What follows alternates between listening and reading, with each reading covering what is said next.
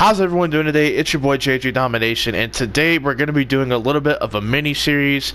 I know every time I say that we're doing a mini-series, it abruptly ends like 2 or 3 episodes deep into it. This one we are going to do the entirety of, because last year, if you guys do remember, we ended up finishing the series in its entirety, and we're talking about teams to consider using for Madden 20 franchise mode. I know franchise on this channel is a little bit awkward to talk about because I haven't uploaded the Seattle series in a long time. It's been at least a month since I've done it. Maybe a little less than that, maybe a little more than that. I just know it's been roughly a month. And to be honest, I'm just burnt out of Madden. I haven't played a single Madden game, like an actual game, not just like messing around in practice, but I haven't played an actual game in probably 6 to 8 weeks. I'm not even counting franchise, but just an actual, like an online head-to-head or all Madden against the computer. I have not played in like damn near 2 months. So it's been rough, man. I'm just burnt out of Madden. I'm ready for Madden 20. I've been watching all the hype. I've been catching some stream highlights on Twitter. I've been reading up. I'm just ready. And this is a good way to get myself ready and to get you guys ready, because we're going to be going through teams you should consider using for a realistic connected franchise mode in Madden. If you want me to do a completely different list for fantasy style rebuilds where you can trade and do all sorts of cool shit, I will definitely do that. But leave your recommendations for teams you would consider for realistic and fantasy in the comment section. I think it'll be a good chat. Then again, every time I say use the comment section, no one uses it. I mean, you get the opportunity to use free speech and you don't use it. Anyway, the team we're going to be talking about today are the Cincinnati Bengals. They're going to be the first team that I talk about. Not necessarily number one on my list, and no one's really going to know who's number one on my list for a while. Not until the actual release and the reveal, but Cincinnati's a good team to consider. By the way, these are someone else's rosters. A lot of these are kind of the rosters, the ratings they have now, but these are not my rosters. These are some that someone else made, so all of these ratings aren't necessarily a reflection of how I view the player, if that makes sense. So if you see any wild ratings for players, it's not my reflection, it's someone else's. So let's just get right into this roster. Immediately, we're going to look at the quarterback position. Andy Dalton, I believe, has 1 year left on his contract, and it's this upcoming season. He's entering his age 31 season. You know, he's been kind of a mediocre quarterback throughout his career. He had about a good season and a half stretch of where he was a really good quarterback. He was showing you, hey, I'm an above-average quarterback. I can win you some games. I can make the throws. I was the man at my campus. I can be the man here. You know, there was about a solid year and a half stretch where he put it all together, and I give him all the credit in the world for that. But then he got injured. You know, I forgot exactly what it was. It was like a broken thumb. Like, back in the 90s, and I hate to be this dude that compares the 90s to now, but quarterbacks used to play through broken thumbs and, you know, small little broken ligaments and stuff. Like, the fact that Andy Dalton sat out like 6 weeks for a broken thumb, that's some pussy shit. And I hate to be that dude, but come on, dude. Come on. I know, and the thing is, I don't even think it was on his throwing hand. Maybe it was. Maybe I'm just over-exaggerating his injury, but I don't even think it was on his throwing hand. That's the weird part. But in my opinion, Andy Dalton is a below-average starting quarterback. That doesn't mean he's not a good quarterback. It's just, in my opinion, he has his moments where he is really good, but overall, just very inconsistent. You never know which Andy Dalton you're going to get. He had some great moments to start the season. Like, he had a good final drive against the Falcons. He had some really good games to start the season, but then he just went downhill, per usual. You also have Jeff Driscoll, who got some playing time last year. A really good athlete. I believe he was at Florida before he transferred to Louisiana Tech. or LA Tech, however you want to look at it. But I don't know. I'm slowly getting back into college football. I'm kind of in that gray area between being a casual and a hardcore fan for college football. So I'm kind of working my way back into it. But I do remember Jeff Driscoll because he did transfer, and he was like a killer athlete at the combine. And then this year, you know, they drafted Ryan Finley in the 4th round. I didn't compare him, but I had him ranked around the same area I had Daniel Jones ranked. And it's not that, you know, both of those quarterbacks are the same. They're both completely different quarterbacks. Ryan Finley is more of a pocket passer.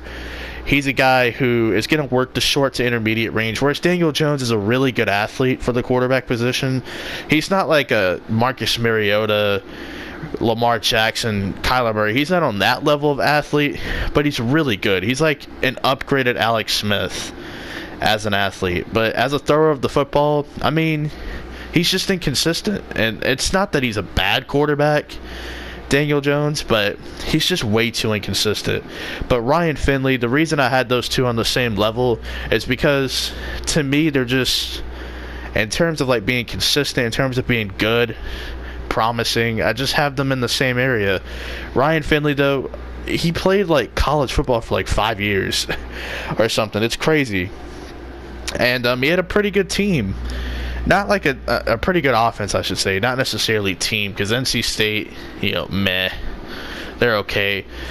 But Ryan Finley, you know, maybe he's the guy for the future. Maybe Jeff Driscoll is. You never know. And then Brad Kaya, who wasn't even that great of a college quarterback. And he's come to the NFL, and he's bounced around several practice squads. And he's probably not going to make the roster. I hate to say that. This running back room, I really like a lot. Joe Mixon, one of my favorite running backs in football. I'm going to just go ahead and tell y'all, man, if y'all play fantasy football, get Joe Mixon on your squad. You won't regret it.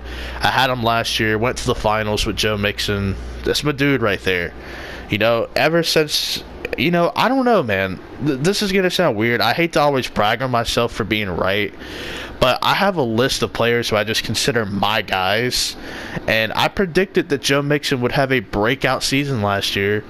And what do you know? He did. And this year I'm predicting Pro Bowls, so let's see what happens. Giovanni Bernard, a really capable running back, pretty productive, just solid. I think he's on a final year of his contract as well. And I think even if the Bengals don't bring him back, I'm pretty sure he'll find work elsewhere. Rodney Anderson, I'm very intrigued by, because he was a beast of a college running back. He was really good as a college running back, but injuries have kind of slowed him down a little bit through the draft process. Injuries have kind of hindered how high or how much higher he would have possibly been taken. But Rodney Anderson's a really good running back. If he can get healthy and get right and get back on track, he's going to add some balance to this offense, especially the running game. And then Travion Williams from Texas A&M, pretty solid throughout the draft process. But I'm not going to say he's cocky, but he thinks really highly of himself. I think he said that, like, he's like the best running back in the draft or something, or all the other teams are going to regret passing on him. You know, and it's like, come on, dude, you're a 6th-round pick. At least earn your stripes first before you say some shit like that. I mean, come on. But I do like this running back room a lot. Fullback, Ethan Carter, they barely use the fullback, but he's there. This wide receiving room is pretty interesting as well. You have AJ Green, who is basically exiting his prime. I hate to say that about AJ Green, because there was a point in time where he was an undisputed top 5 wide receiver. Now it's like he's battling to stay in the top 10. And for some people, he's not even in the top 10. So it sucks for AJ Green. You know, I still think of him decently high. I would put him in my top 10, but he'd be way closer to 10 than he is 5. But AJ Green's a damn good receiver. And I think next season, I know he's battling with injuries, but I think next season he should be better. Tyler Boyd was the guy who took advantage, though. He reaped the benefits of AJ Green being out, and he just ended up balling out last season. Had 1,000 yards plus. Was just very good. He's a very talented receiver, and it'll be interesting to see if he takes the next step or if he just builds off of what he did last year. And then John Ross. John Ross, up to this point in his career is a good example of why you don't draft receivers or players in general based off of their combine. Now, I'm not saying for like any receivers upcoming like DK Metcalf, I'm not saying that he won't be good. I'm just saying you don't draft a player based on their 40 time, okay? Because in-game speed and track pants or tracksuit speed or whatever, like, it's different. John Ross has all the speed in the world, but he's just not that good of a football player right now. He had like 7 touchdowns last year, which, you know, that's good. That's a good start. You're showing flashes of what you could do. Your rookie year was basically taken from you before it started because you got injured on the first play you touched the ball ever in the regular season. So John Ross, you know, entering year 3, if he doesn't take a big jump, I don't know, man. We could be looking at another Kevin White situation. But I wish John Ross the best of luck. I seriously do, because he is talented regardless. But as a football player, he's still trying to put it together. Maybe this is a case where he's just a late bloomer. You know, this is why you don't give up on people early. So maybe John Ross comes out here and shows something. Outside of that, you have Alex Eckerson. He was a decent option last year. Same thing with Cody Core. Auden Tate, he has the size, but he just has drop issues, and he's not really that great of an athlete. I wouldn't be surprised if the Bengals like entertained him as a tight end. And I hate to say that, because I hate to say about any player, oh, you should probably switch positions. I hate to be that guy because I think it's unfair. But he's got really good size, man. He's just got to fix the drop issues. And then Josh Malone was solid at times. So yeah, this wide receiver room is not bad. At tight end, Tyler Eifert can never stay healthy. But when he was, I mean, he was pretty good. He just can never stay healthy. CJ Uzomah, pretty good tight end, you know, overall. And I know I'm saying pretty good a lot, which kind of diminishes the term. But CJ Uzomah has his moments where he can be pretty good. Let me rephrase that. Drew Sample, kind of a head-scratching pick in the second round. Not a bad pick, but in the second round. Like, I wasn't expecting to hear his name until, like, round 4, you know, or round 5, and he went in round 2, and the perception of him is he's more of a blocker, because in Washington's offense, one thing I do know is they don't really use the tight end position that much in the receiving game, so maybe that hindered his perception. But Drew Sample, you never know, man. Maybe he ends up emerging from this room as the guy. And then you have Mason Schreck, I don't really know much about. Jordan Franks, you know, basically played special teams, and then Clark Harris is the long snapper. Left tackle, this is interesting. So you have Jonah Williams here, who the Bengals pretty much said the plan is that they're going to put Jonah Williams at left tackle because they drafted him to be a left tackle, and they're going to move Cordy Glenn to left guard. And I like the move.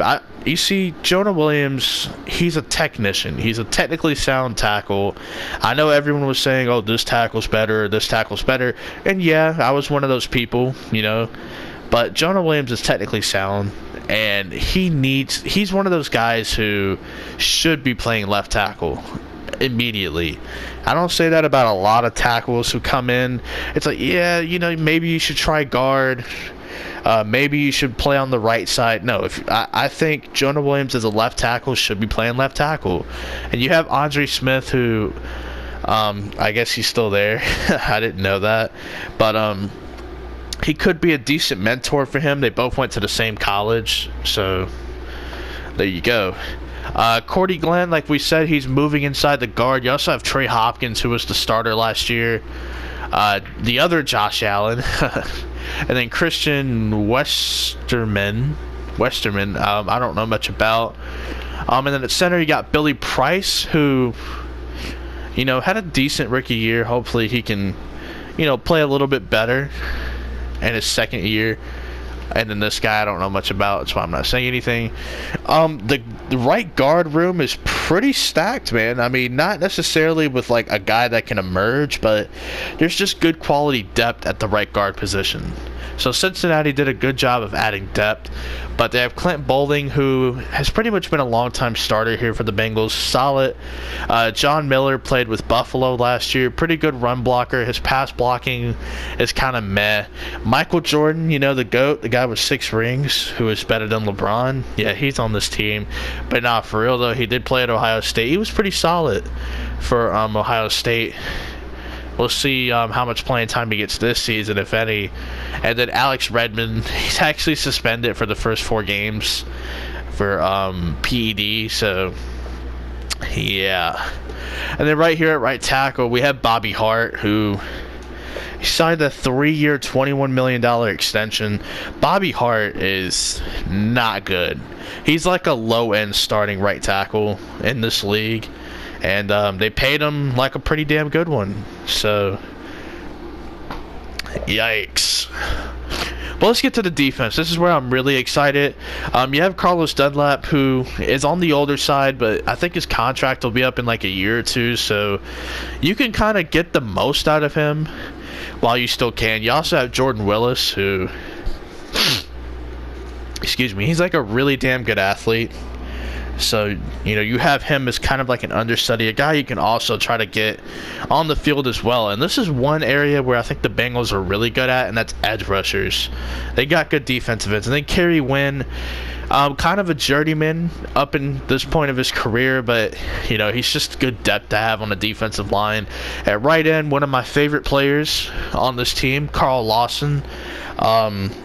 Before I got into YouTube, Carl Lawson was one of those dudes who I said should have been drafted way earlier than he actually was. I believe he was like a mid-4th round pick. I kept telling people, you know, Carl Lawson should be an early 2nd round pick. If you're not going to take him in the 1st, he should be an early 2nd. People are like, oh, you're crazy, blah, blah, blah, blah. But he's just such an explosive athlete. He's an explosive athlete. And he's a better run defender than people give him credit for. But Carl Lawson, I've seen this man play a lot at Auburn. And I was just like, yo, he's going to be really good. Like, just trust me on it. He's going to be good. He should have been an early 2nd. And Carl Lawson has been pretty good up to this point. Similar to how I viewed players like Frank Clark. You know, this is just one of my guys, man. And I think he's going to have a killer season.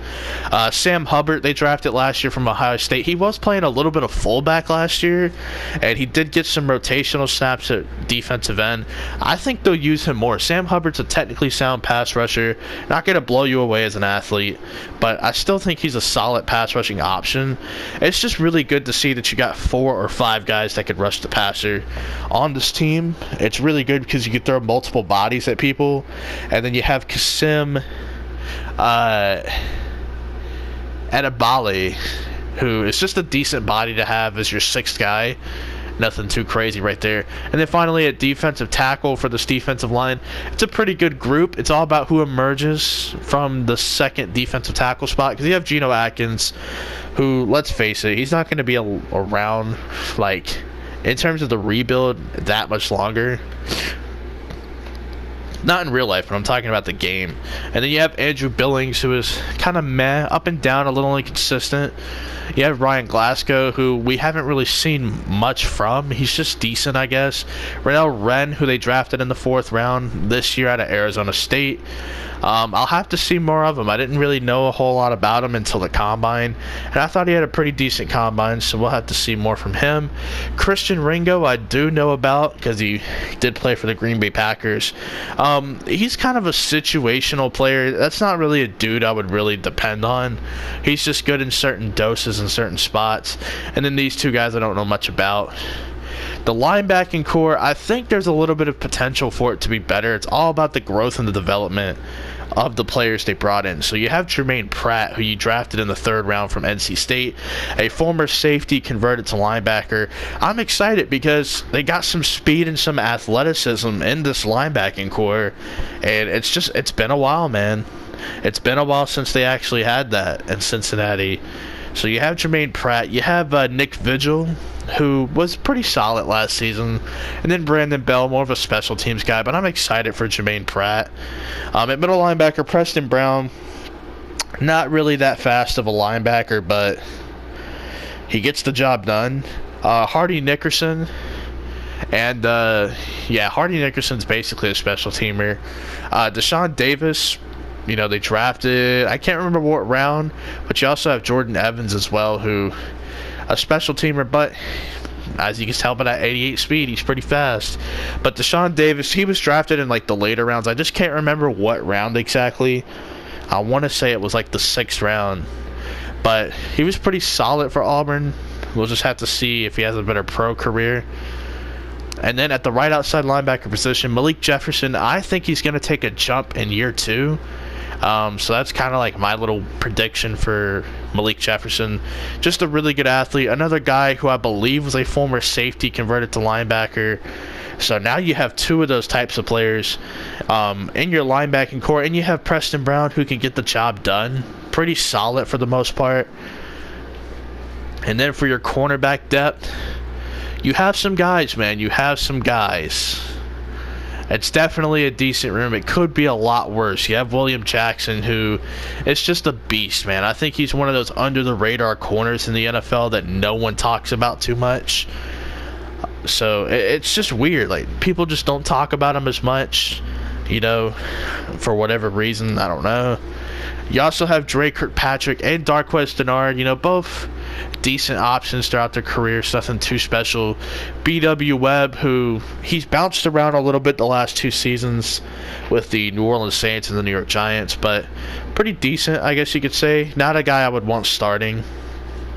Kavari Russell, kind of decent, one of those situational players. Jordan Brown, another late round draft pick from South Dakota State. We'll see if he just plays special teams or if he could emerge. Darius Phillips, Devontae Harris, and Tony McRae, I don't know a whole lot about, so I won't comment. At free safety, though, Jesse Bates, he just emerged, man. He was like a 2nd round pick at the free safety position. He just ends up emerging from the group, ended up being really good. I feel like he was overshadowed, though, because of how well Derwin James played at strong safety, how good Justin Reed played as a free safety for the Houston Texans. So I feel like his rookie season was kind of overshadowed, but he was pretty good. And then Clayton Fagendalum, let me redo that. Clayton Fagendalum. Yeah, he was the starting free safety, I believe, in week 1. He had like a pick 6 on Andrew Luck, which was interesting. And then right here at strong safety, you have Sean Williams, the good old Georgia boy. I don't know what his ceiling is. I feel like he's already kind of reached his ceiling. I think he could get a little bit better. But you could definitely, that's a position you could possibly upgrade immediately, kind of after your first season. You have Trayvon Henderson, who kind of played situational football. And then Brandon Wilson's kind of meh. Your kicker is Randy Bullock, so you have a decent kicker and a decent punter. But overall, this is a pretty good squad. If you want to do a rebuild, you definitely have a good blend of young players and veteran players at the top of your list.